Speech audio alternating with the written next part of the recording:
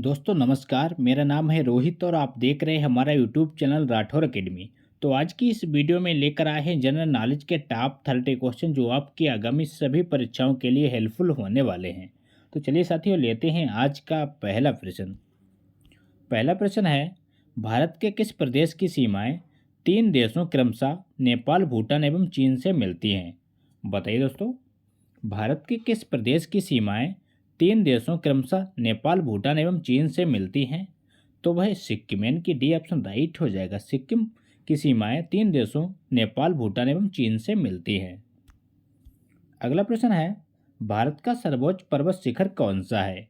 बताइए दोस्तों, भारत का सर्वोच्च पर्वत शिखर कौन सा है? तो वह गॉडविन ऑस्टिन, यानी कि सी ऑप्शन राइट हो जाएगा। गॉडविन ऑस्टिन भारत का सर्वोच्च पर्वत शिखर माना जाता। अगला प्रश्न है, भारत की कौन सी पर्वत श्रेणी नवीनतम श्रेणी है?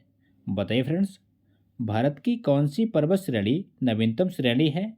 तो वह हिमालय, यानी कि ये ऑप्शन राइट हो जाएगा। हिमालय श्रेणी भारत की नवीनतम पर्वत श्रेणी मानी जाती है।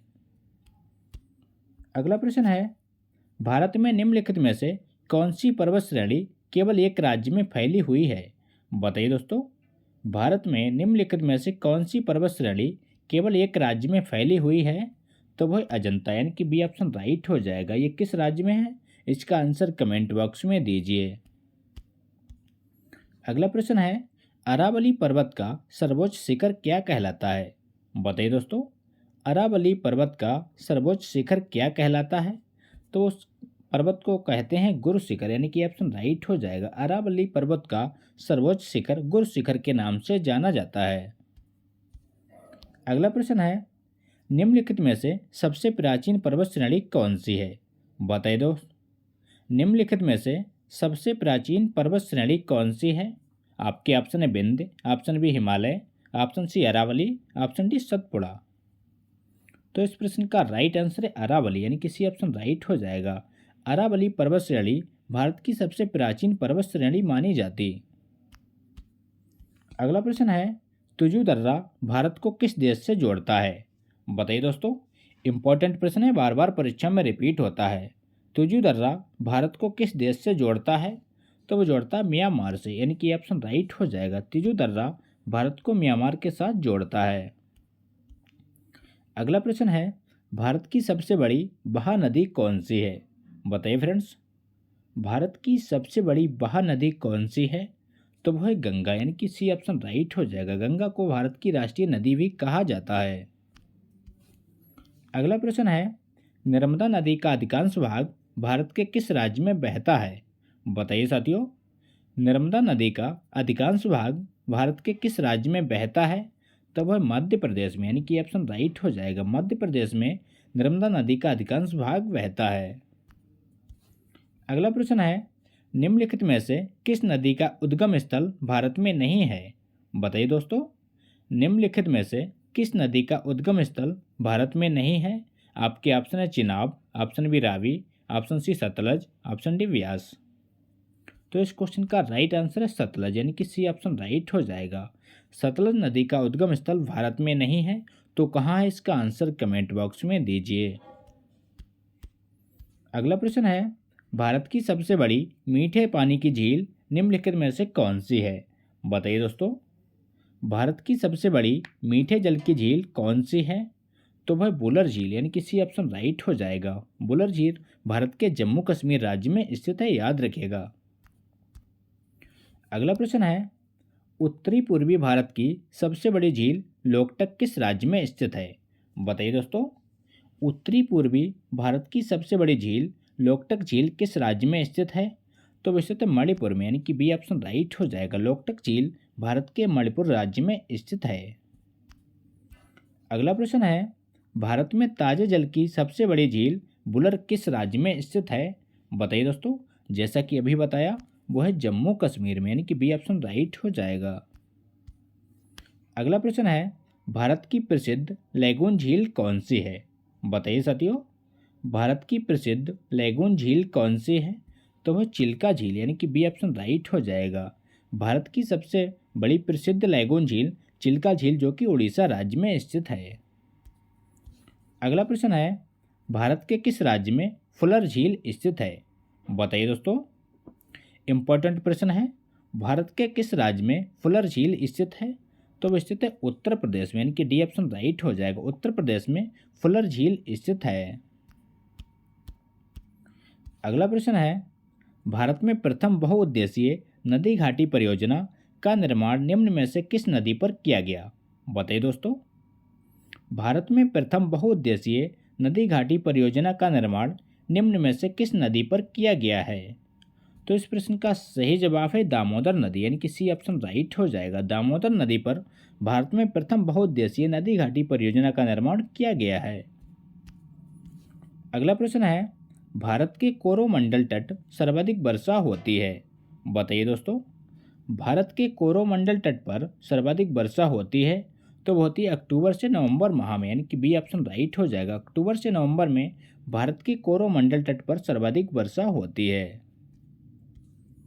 अगला प्रश्न है, भारत में सर्वाधिक वर्षा प्राप्त करने वाला स्थान कौन सा है?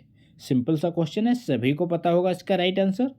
भारत में सर्वाधिक वर्षा प्राप्त करने वाला स्थान कौन सा है? तो वह मार्शल राम, यानी कि मेघालय में।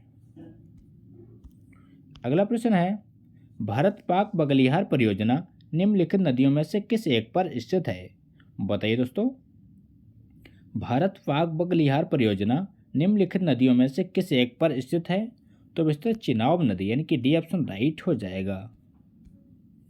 अगला क्वेश्चन है, भारत के किस राज्य में जाड़े के मौसम में वर्षा होती है? बताइए दोस्तों।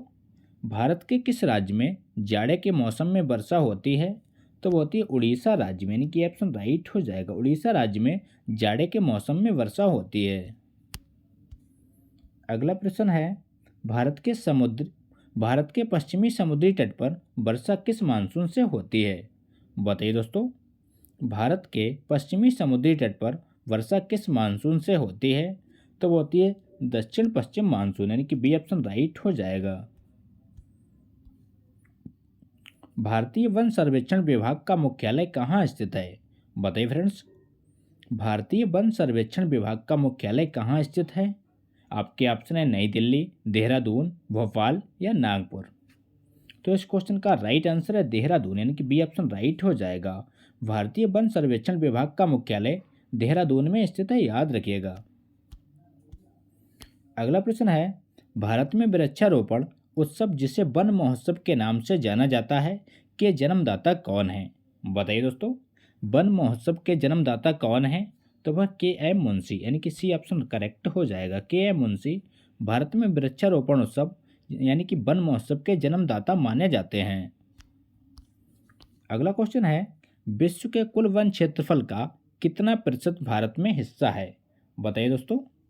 विश्व के कुल वन क्षेत्रफल का कितना प्रतिशत हिस्सा भारत में है? तो वह 2.82%, यानी कि बी ऑप्शन राइट हो जाएगा। 2.82% विश्व का भारत में हिस्सा है। अगला प्रश्न है, भारतीय वन सर्वेक्षण विभाग की स्थापना कब की गई थी? बताइए दोस्तों। भारतीय वन सर्वेक्षण विभाग की स्थापना कब की गई थी? तो इस क्वेश्चन का सही जवाब है 1981 में, यानी कि सी ऑप्शन राइट हो जाएगा। 1981 में भारतीय वन सर्वेक्षण विभाग की स्थापना की गई। अगला क्वेश्चन है, भारत में चंदन की लकड़ी के लिए प्रसिद्ध राज्य कौन सा है? बताइए दोस्तों। मोस्ट इंपॉर्टेंट क्वेश्चन है, भारत में चंदन की लकड़ी के लिए प्रसिद्ध राज्य कौन सा है? तो वह कर्नाटक, यानी कि सी ऑप्शन राइट हो जाएगा। कर्नाटक राज्य भारत में चंदन की लकड़ी के लिए जाना जाता है। अगला प्रश्न है, भारत के प्रमुख वनस्पति कौन सी है? बताइए दोस्तों। भारत की प्रमुख वनस्पति कौन सी है? तो वह है पतझड़ वन, यानी कि बी ऑप्शन राइट हो जाएगा। पतझड़ वन भारत की प्रमुख वनस्पति मानी जाती। अगला प्रश्न है, भारत में दुधवा राष्ट्रीय उद्यान कहाँ स्थित है? बताइए दोस्तों। भारत में दुधवा राष्ट्रीय उद्यान कहाँ स्थित है? तो वह स्थित है उत्तर प्रदेश में, यानी कि सी ऑप्शन राइट हो जाएगा। उत्तर प्रदेश में भारत में दुधवा राष्ट्रीय उद्यान स्थित है। अगला प्रश्न है, भारत में कान्हा राष्ट्रीय उद्यान कहाँ स्थित है? बताइए दोस्तों। भारत में कान्हा राष्ट्रीय उद्यान कहाँ स्थित है? तो वह स्थित है मध्य प्रदेश में, यानी कि डी ऑप्शन राइट हो जाएगा। मध्य प्रदेश राज्य में कान्हा राष्ट्रीय उद्यान स्थित है। अगला प्रश्न है, भारत में जिम कॉर्बेट राष्ट्रीय उद्यान कहाँ स्थित है? बताइए दोस्तों, भारत में जिम कॉर्बेट राष्ट्रीय उद्यान कहाँ स्थित है? आपके ऑप्शन है असम में, ऑप्शन बी महाराष्ट्र में, ऑप्शन सी उत्तर प्रदेश में, ऑप्शन डी इनमें से कोई नहीं। तो इस क्वेश्चन का आंसर हमें कमेंट बॉक्स में दीजिए।